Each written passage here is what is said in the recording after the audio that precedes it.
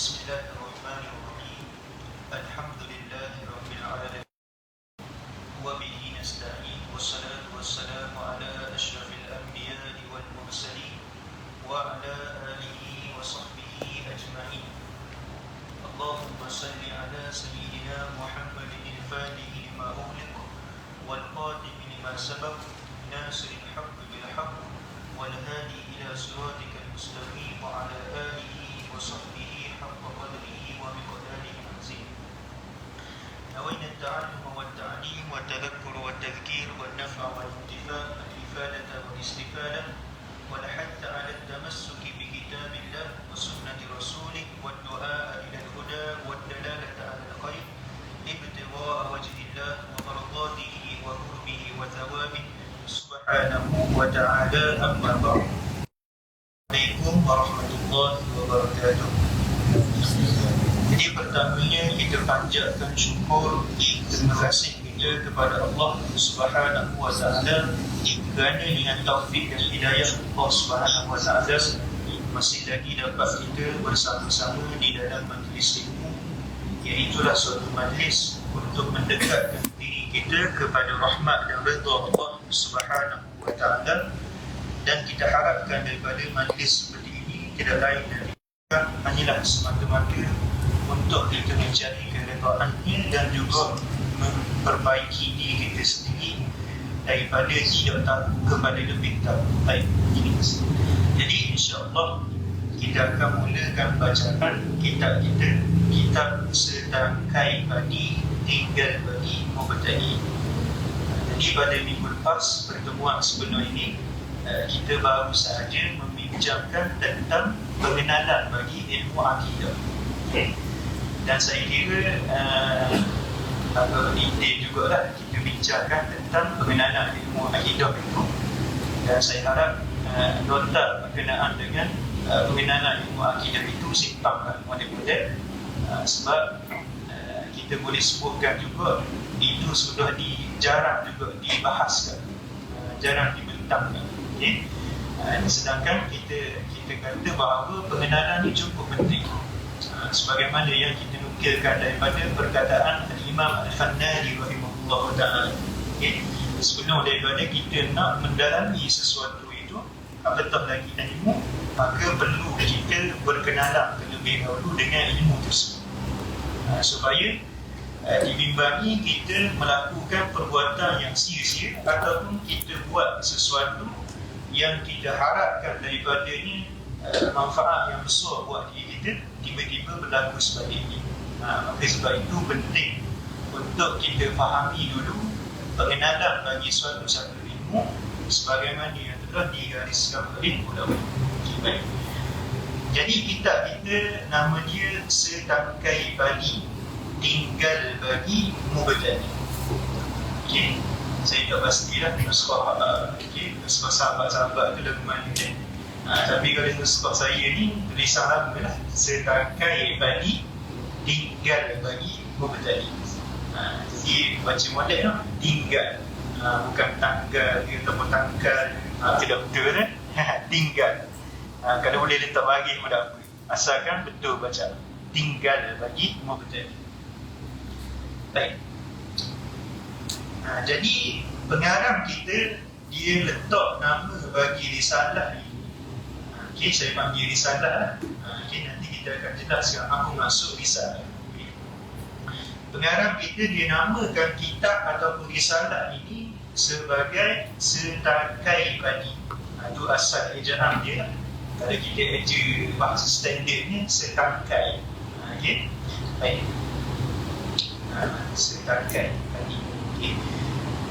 Baik, jadi dia sebut padi. Padi ni kita cerita dulu sikit. Padi ni kalau ikutkan dia ada banyak tangkai. Okay. Dan setiap tangkai itu ada beratus biji padi. Itu boleh tengok sendirilah. Dari sudut kita kata maklumat berkaitan dengan padi. Okay. Maka pengarang kita di sini, sebab apa kau dia namakan kitab dia dengan Setangkai Padi? Itu menjadi satu persoalan. Sebab jarang-jarang kita dengar nama kitab ni dinamakan dengan tumbuh-tumbuhan. Okey. Baik. Jadi pengarang kita di sini dia namakan kitab dia ni dengan setangkai balik, seolah-olah dia nak buat satu perumpamaan ataupun kita kata perbandingan. Okey, sebelum itu kita sebutkan dulu kitab kita ini lebih sesuai kita panggil dia sebagai risalah. Okey, apa maksud risalah? Ni kita kata istilah ataupun panggilan yang biasa dibuat kita dulu. Contohnya orang sebut risalah Misbahul Munir ataupun risalah Al-Jami'ah. Maka apakah maksud risalah? Okay. Risalah bermaksud buku kecil yang terdiri daripada beberapa helaian kertas. Okay.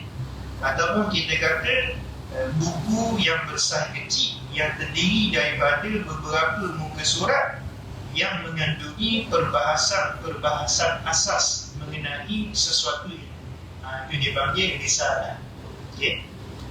Jadi fahamnya bila kita sebut kitab itu sebagai risalah, maka dia hanya buku kecil semata-mata.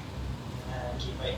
Bukannya kita kata kitab-kitab yang besar seperti kitab-kitab mutawalat, sebagai contoh kitab-kitab yang berbentuk syarah ataupun kitab-kitab yang berbentuk hasyiah. Okay.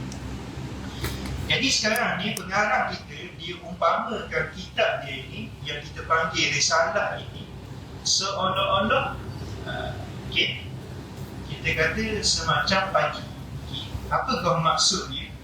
Maka kita boleh bagi tahu di sini bila kita tengok kepada kandungan risalah ini, maka dia hanya mengandungi perkara-perkara yang asas dalam ilmu akidah. Itu yang kita akan tengok. Okay? Dalam kitab dia ini, dia hanya akan cerita perkara-perkara asas berkaitan dengan ilmu akidah. Contohnya dia akan jelaskan beberapa istilah yang biasa disebutkan dalam permulaan perbahasan akidah. Apakah maksud Tuhan contohnya? Apakah maksud alam? Okay? Kemudian dijelaskan pula tentang sifat-sifat Allah. Kemudian didatangkan pula tentang sifat-sifat Rasul. Maka itu perkara-perkara asas dalam ilmu akidah.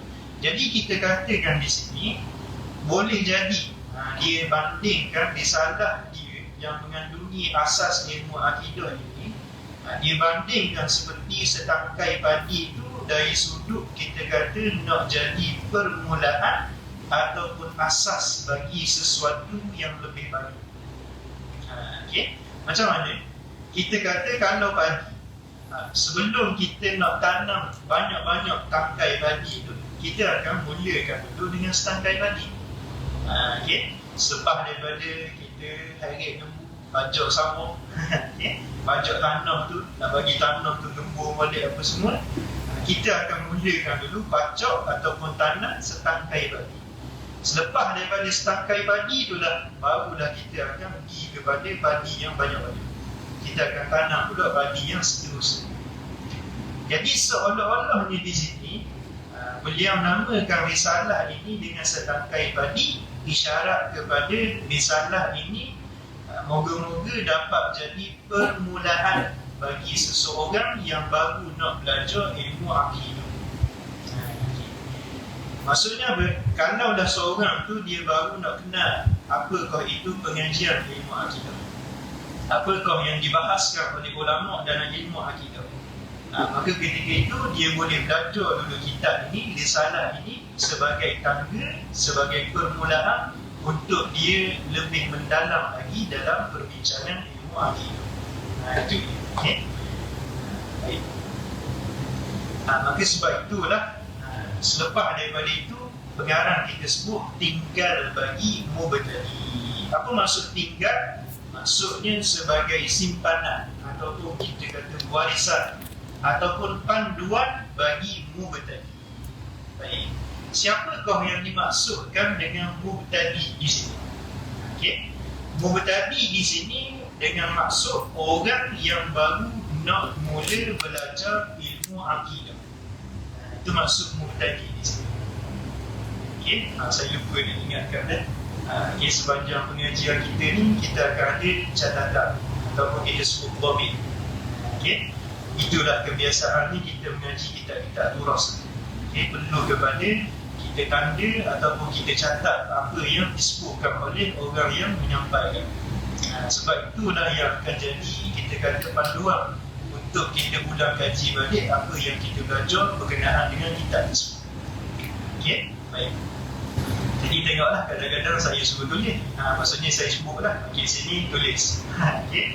Kadang-kadang saya dah sebut pun, apa pun tulis lah. Kadang ada perkara yang penting bagi dia. Okey, baik.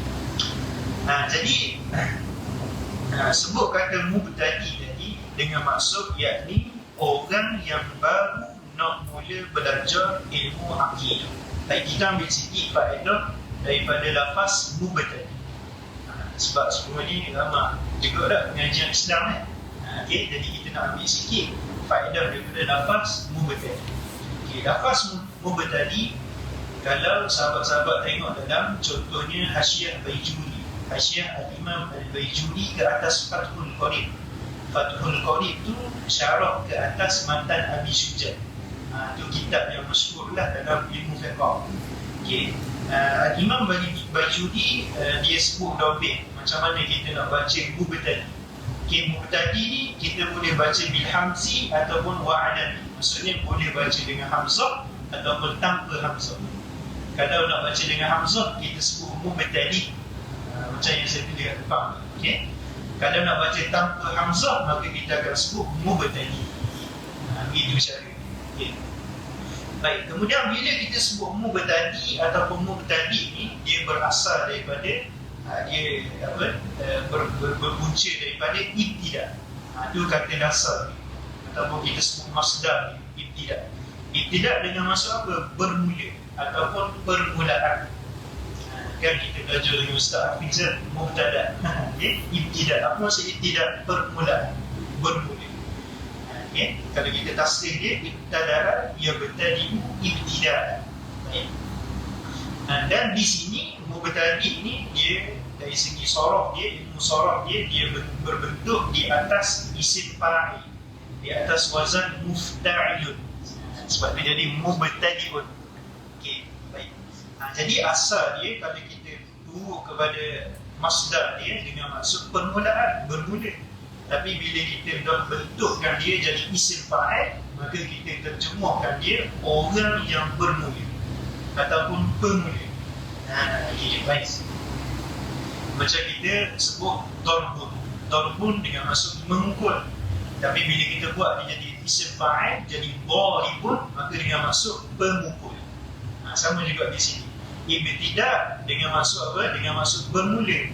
Tapi bila kita jadikan dia isim fa'il, maka dengan maksud pemula ataupun orang yang bermula. Okay. Maka sebab itulah makna yang sesuai kita kata dengan perbahasan yang ada dalam risalah ini, kita sebut mubtadi pada tajuk ini dengan maksud orang yang bermula dalam pengajian ilmu akidah, ataupun orang yang ingin berjinak-jinak mengenali ilmu akidah. Itu maksud. Jadi dia kata di sini setangkai padi. Kita kata apa? Risalah, seolah-olahnya pengarang kita sebut risalah aku ini yang mengandungi perbahasan asas berkenaan dengan akidah ini diibaratkan seperti setangkai padi pada sudut menjadi permulaan bagi seseorang yang baru nak mengenali ilmu akidah. Jadi tangga bagi dia untuk pergi pula kepada perbahasan di peringkat yang lebih tinggi dalam ilmu akidah. Okay. Itu yang kita faham daripada tajuk ini. Okay. Baik. Dan di sini bila pengarang kita sebut mubtadi, kita faham secara tidak langsung ada satu faedah yang nak dibawa oleh pengarang. Okay.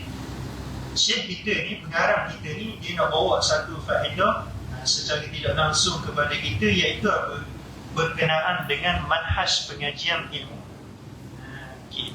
Iaitu bila kita nak belajar sesuatu ilmu, maka mestilah kita kata proses belajar kita itu kena ikut turutan, kena ikut susunan dia sebagaimana yang telah disusun oleh para ulama. Okay. Sebab apa begitu? Sebab kalau kita tengok kepada setiap ilmu yang telah disusung oleh para ulama, dibahaskan oleh ulama, maka dia ada peringkat-peringkat. Dia tak sama dari sudut level. Kadang-kadang kita tengok masalah tu masalah yang mudah untuk kita faham. Kadang-kadang kita tengok masalah tu agak susah untuk kita hadapi. Dan kadang-kadang kita tengok masalah tu tidak sesuai untuk orang yang baru belajar. Maka dia sesuai untuk orang yang sudah mahir dalam bidang tersebut, dan mungkin dia tu nak mengkaji dengan lebih mendalam dalam isu tersebut. Okay, baik. Jadi masalah-masalah yang dibincangkan dalam satu-satu ilmu itu dia tidak sama dari sudut peringkat. Okay. Maka bila kita faham begitu, nak belajar suatu-satu ilmu, mesti kita kena patuhi susunan dan juga turutan. Okay. Mana ada satu orang tu dia boleh jadi mahir, dia boleh jadi alim dalam satu-satu bidang tu sekaligus. Kita kabur secara adat kebiasaan kan. Okay, adat kebiasaan yang berlakunya tidak ada satu orang tu dia boleh mahir, kita kata jadi specialist, okay, jadi expert dalam satu-satu bidang tu dalam masa yang sekejap, ataupun kita kata sekaligus, tanpa dia ikut dulu tahap-tahap pengajian. Hatta kalau demo nak pergi kabak gipso sekali pun, demo kena warming up dulu kat bawah. Banyak dia orang tak pernah jogging, tak pernah kita kata exercise langsung, tiba-tiba boleh kabak sampai atas. Okay? Boleh jadi sampai, tapi tak tahu dia tu lah. Okay? Mungkin sampai-sampai tu kira susah untuk gula nak naik kabak atau gipso. Baik. Jadi nak ceritanya di sini, ulama pesan kepada kita, kalaulah kita baru-baru masuk di alam pengajian ni, kebiasaan yang guru kita nasihatkan kepada kita, innamal ilmu bitadabbus. Macam yang saya tulis dekat bahasa siap. Okay? Innamal ilmu bitadabbus. Apa maksud? Sesungguhnya hanya saja ilmu itu hanya terhasil dia dengan cara at-tadabbus. Apa maksud at-tadabbus? Berperingkat-peringkat, bertahap-tahap. Jadi bila kita nak belajar sesuatu ilmu, mesti kita kena ikut tahap peringkat dia, supaya ilmu yang kita dapat itu kita boleh susun dalam fikiran kita secara tersusun, dan kita kata tidak sederok. Okay. Antara masalah yang berlaku, kita kata pada semasa sekarang ni, masalah yang dihadapi oleh pelajar-pelajar kita, bila mana dia belajar satu-satu ilmu itu, dia nak kawal semua dalam satu masa. Maka itu bermasalah. Sebab itulah ramai yang bila kita jumpa balik, mereka kata, mereka ni dah putus hasil dalam belajar. Kita kata macam mana tidak putus hasil kalau kita daripada peringkat awal sudah tersilap dalam susunan ilmu. Contoh, ada orang kata nak belajar ilmu akidah. Okay, ahlan wa sahlan, silakan. Tapi dia masuk pengajian akidah tu ngaji, contoh. Sedangkan dia tak pernah langsung kenal asal-asal ilmu akidah. Ataupun dia mengaji kita kata Syafawi Hudhudi, contoh dia. Ini semua kitab-kitab yang kita kata tinggi lah dari sudut perbahasan dia dalam ilmu akidah. Maka dia belajar bagus, tapi kerana tidak meraihkan peringkat dalam belajar, maka dia gagal mendapatkan apa yang dia nak daripada ilmu tersebut. Itu bermasalah. Maka sebab itu ramai yang jadi putus hasil daripada belajar, antara punca dia tersilap langkah dalam kita kata menempuh perjalanan ilmu. Baik. Jadi untuk faham masalah ini, kita nak kongsikan dengan sahabat-sahabat yang disebut dalam kitab-kitab ulama berkaitan dengan turutan tahap kita belajar sesuatu ini. Okay? Jadi ghalibat kebiasaannya ulama akan sebut, contohnya Al-Imam Al-Baijuri juga menyebutkan bahawa ada 3 tahap dalam usaha kita nak belajar satu-satu ilmu. Okay? Yang pertama sekali disebut sebagai marhalatul mubtadi. Marhalatul mubtadi. Tahap mubtadi. Bahasa kita mudah sikit kan? Tahap beginner. Okay? Tidak, kalau biasa main PES bola, kita mula-mula sekali kita dah kena choose lah option. Ini beginner. Tahap yang pertama sekali beginner. Okay. Muslimat tahu dah invest tu game masuk-masuk game bola sepak. Mula-mula sekali tu dia ada option dia pilih beginner atau ibaratnya mubtadi, marhalatul mubtadi. Okay. Apa kata ulama dalam marhalah mubtadi ni? Orang yang belajar ataupun kita kata tahap untuk mengenal isu-isu yang mudah dibahaskan dalam satu-satu bidang. Okay. Ini tahap mubtadi ataupun kita sebut tahap permulaan dalam seseorang itu belajar. Maka setengah menyatakan bahawa mubtadi ni apa maksud dia? Orang yang tidak mampu menguraikan masalah ilmu. Okay. Jadi dia baru sahaja nak berkenalan, baru sahaja nak berjinak-jinak, nak biasakan telinga dia dengar masalah berkaitan dengan akidah sebagai contoh. Dia baru sahaja nak kenal, rupanya sifat Allah Ta'ala ni yang wajib kita kena kenal secara terperinci ada 20 sekali contoh. Okay. Lepas tu sifat Allah Ta'ala yang terperinci yang mustahil berlaku atas Allah Ta'ala ada 20 juga. Itu dia. Okay. Jadi ni kita panggil orang-orang yang baru nak mengenali isu-isu ataupun masalah-masalah yang mudah dalam sesuatu bidang. Disebut sebagai marhalah mubtadi. Itu tahap yang pertama kita belajar. Okay. Dan ini sesuai dengan kitab kita, kitab Setarkai Bani. Sebab ini dia akan cerita kepada kita setiap sifat-sifat Allah Ta'ala sebagai contohnya, kita kata sekadar yang sesuai untuk orang yang baru nak berkenalan, nak mengenali sifat-sifat Allah Ta'ala. Okay, dia tidak akan letakkan perbahasan-perbahasan yang kita kata payah-payah, yang sesuai dengan orang yang sudah mahir dalam bidang akidah. Baik. Kemudian tahap yang kedua disebut sebagai tahap al-mutawassit. Okay, al-mutawassit. Okay. Iaitu ni kalau tahap kita main bola tadi tu dia dudukkannya mungkin kat dalam bentuk okay, yang bentuk tengah sikit. Okay, maksudnya main tu payah sikit lah. Walaupun main dengan komputer susah sikit. Okay.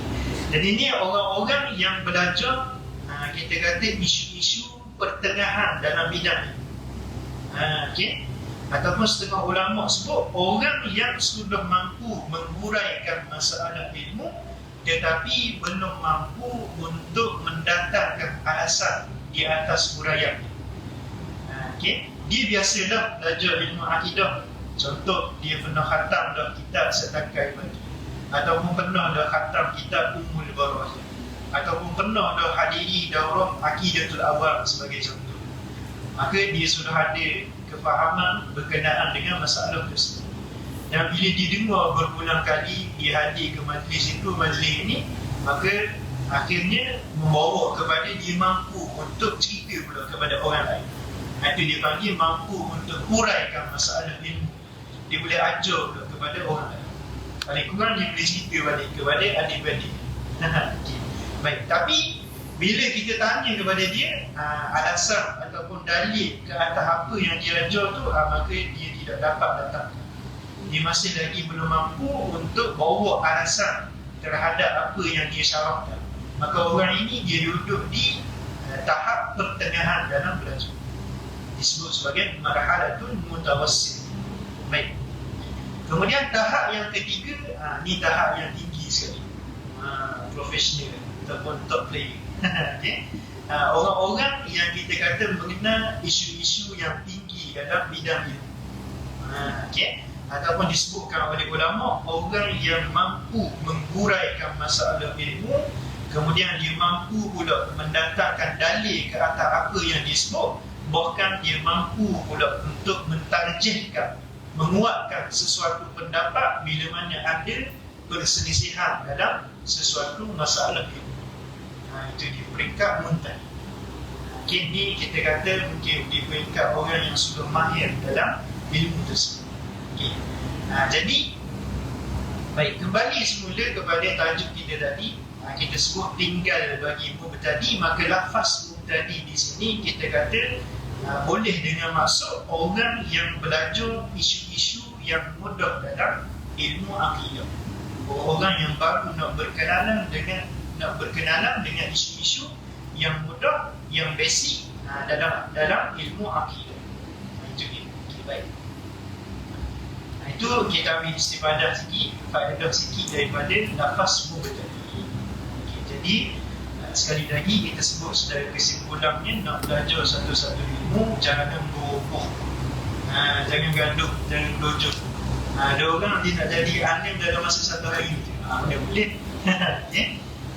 Belajar dalam masa 2-3 hari, tiba-tiba nak keluar hukum, sendiri.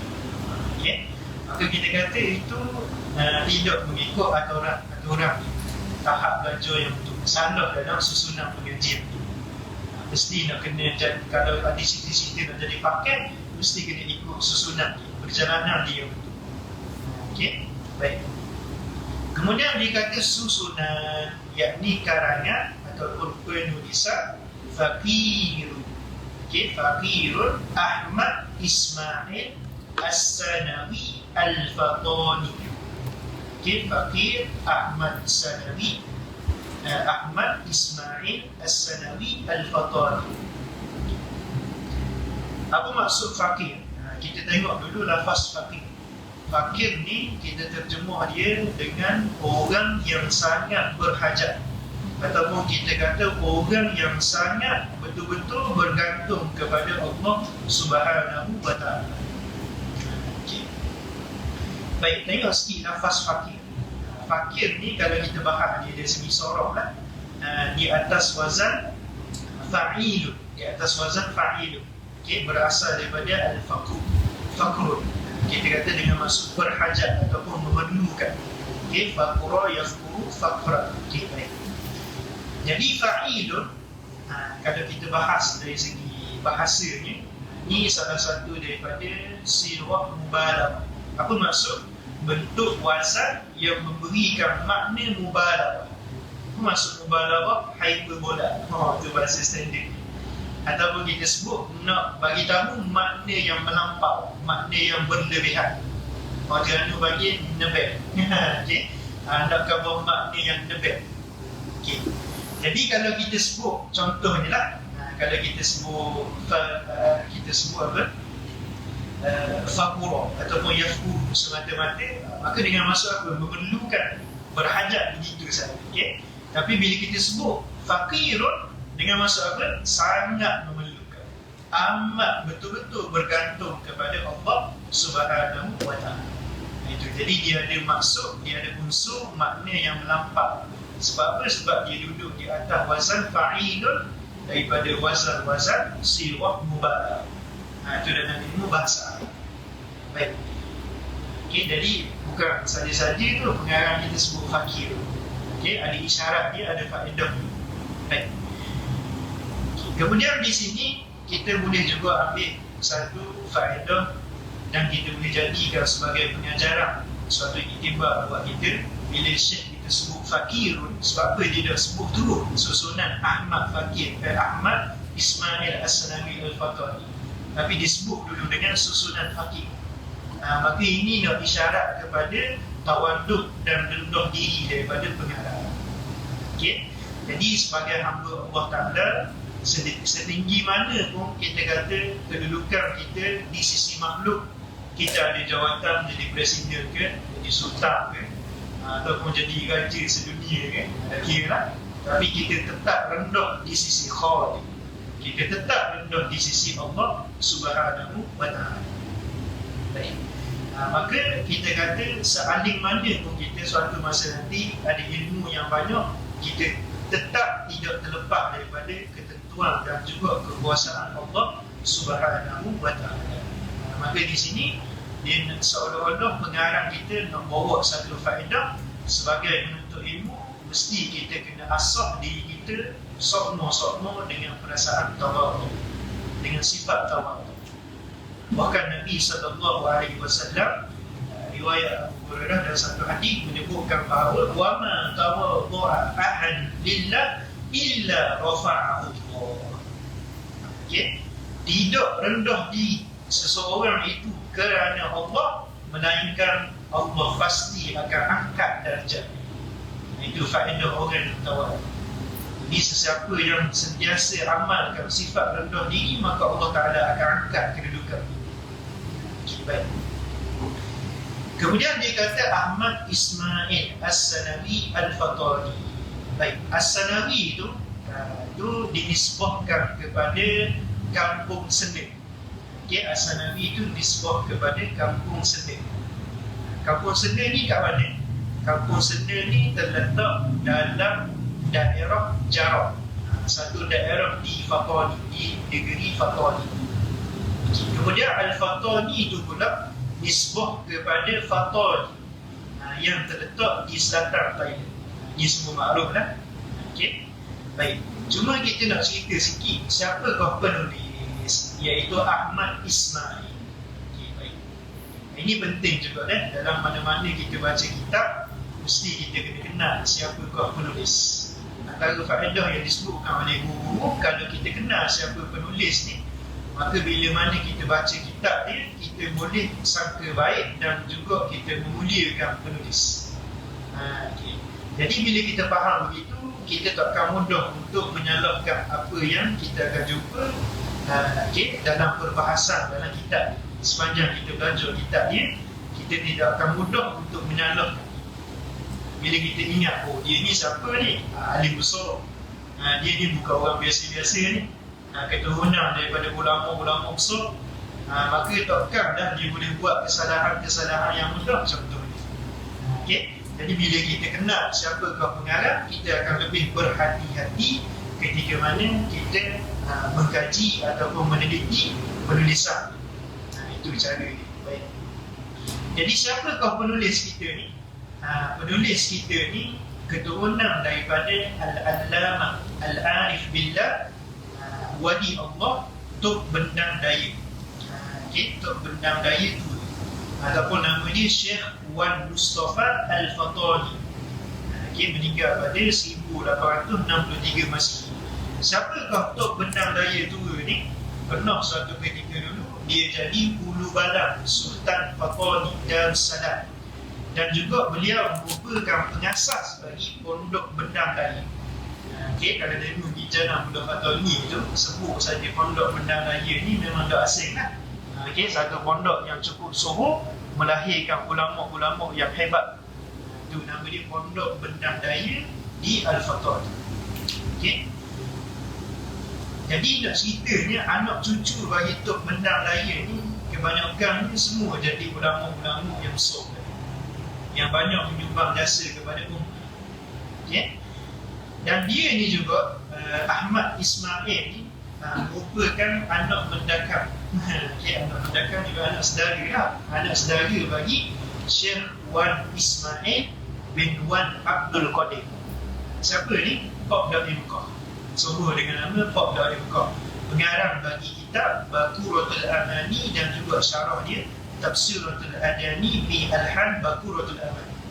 Ini kitab ni cukup sohor lah. Siapa-siapa yang terlibat dengan ilmu akidah, ini antara kitab jawi yang biasa dikedepankan dalam isu-isu akidah. Jadi pengarang kita ni siapa? Pengarang ni anak saudara bagi Pak Dawdi Mekah, pengarang Baquratul Amani. Dan bukan anak saudara sajalah, orang kat anak murid dia juga. Kadang-kadang ada orang tu anak tu guru lah, ataupun anak saudara tu guru, tapi dah mengaji dengan guru. Jadi ni anak saudara dan juga belajar sekali dengan pak saudara. Itu sedikit maklumat yang kita dapatlah berkenaan dengan Ahmad Ismail. Masih lagi kita dalam mengkaji lah tentang biodata beliau. Kemudian dia kata ja'alahu nafi'an lil mubtadi'. Ini kalau kita terjemah secara harf, harf biharf ni, satu huruf demi satu huruf ni, yakni telah menjadi ia, yakni Allah akan ini risalah, ini susunan akan yang berguna lil mubtadi', bagi orang-orang yang baru nak belajar ilmu akidah. Biasa dengar tak terjemahan kita tu, bahasa Arab yang saya sebut tak? Ustaz Omar pun dia biasa sebut ja'alahu nafi'an lil mubtadi. Dia ja'ala tu dia berhadap kepada dua maf'ul. Jadi domir mustaqil tu kembali kepada Allah, domir mustaqil huwa tu kembali kepada Allah, hu tu kembali kepada kita setangkai padi. Okey, nafi'an tu maf'ul yang kedua. Okey, itu kalau kita belajar ilmu lah. Baik. Jadi mudah-mudahnya mudah-mudahan dimaksud mudah-mudahan Allah Ta'ala menjadikan risalah setangkai padi ini sebagai risalah yang bermanfaat buat orang-orang yang baru nak belajar ilmu akidah. Ini dibagi apa ni? Kalau kita belajar dalam ilmu balaghah, ja'alahu nafi'an lil mubtadina, kita bagi jumlah khabariyah lafzah, insya'iyah ataupun du'a'iyah makna. Maksudnya apa? Dari segi zahir dia tu nampak macam ayat nak cerita statement. Okey, maksudnya kita nak cerita Allah Ta'ala telah menjadikan kitab ini bermanfaat untuk orang yang baru belajar ilmu akidah. Nampak ayat tu macam nak cerita, tapi sebenarnya yang dimaksudkan adalah doa.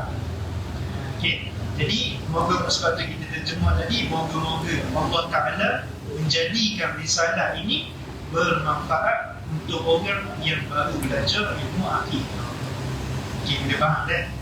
Okey, ni mukadimah ni biasalah dia apa ni, musannif ni mana-mana kitab dekat mukadimah mesti dia akan silat kayu sikit. Okey, kita akan tengok dari sudut kemahiran dalam bidang bahasa ni, dalam bidang nahwu ni, saraf ni, dalam bidang balaghah ni, dalam bidang mantiq ni, dan lagi mukadimah. Okey, wa ghafarallahu lana, ni masalah ni. Okey, dan telah mengampunkan oleh Allah lana bagi kami, okey, waliwalidina, dan bagi kedua ibu bapa kami, wali masyayikhina, dan bagi guru-guru kami, wali muslimin, dan bagi orang-orang Islam. Ini bersama dia panggil jumlah khabariyah lafzah, insya'iyah ataupun du'a'iyah makna. Okay, dari segi zahir ni nak cerita, nak kabur, tapi dari segi makna ni nak berdoa. Jadi maksud dia sini apa? Minta-minta lah Allah Ta'ala ampunkan kami. Okay, siapa yang dimaksudkan dengan kami di sini? Okay, musannif pengarang kita dan juga segala penuntut ilmu yang belajar kitab. Jadi kita pun termasuk sekali lah. Okay, Allahumma amin. Okay. Jadi moga-moga Allah Ta'ala ampunkan kami dan juga kedua ibu bapa kami dan juga guru kami dan sekalian umat Islam. Itu maksud. Amin. Mudah-mudahan Allah Ta'ala kabulkan doa muslim. Okey. Kemudian bawa kitab dari macam dia tu dicap. Dia link dicap boleh. Ada sikit bawa dah. Okey. Saya baca juga kan pasal masa kita ngaji dulu guru kita baca. Okey. Dicap boleh. Okey, ataupun kita baca dicap pun boleh juga. Maksudnya apa? Dicetak. Okey. Dicetak oleh saudara press. Macam boleh? Bukan Faris. Okay. Saudara press. Okay. Faris tu ada dia press. Okay. Saudara press ni satu kita kata maktabah, satu tempat percetakan yang agak masyhur lah di sebelah Fatwa. Okay. Jadi ni dia boleh pergi ziarah lah. Okay. Kemudian disebut Padan. Okay. 2004 tu tahun siang. Okay, tahun siang. Tahun di sisi negara Islam. Jadi saya kira mungkin sekadar tu dulu dapat untuk malam ni. Kita baca mukadimah ataupun ke depan kitab. Kemudian kita ambil beberapa faedah yang kita dapat daripada apa yang pengarang kita sebutkan. Moga-moga ada manfaat di sisi sahabat-sahabat semua. Saya minta maaf daripada malam ni kita dah sebab panjang sikit. Wallahu ta'ala a'lam bishawab. Assalamualaikum warahmatullahi wabarakatuh.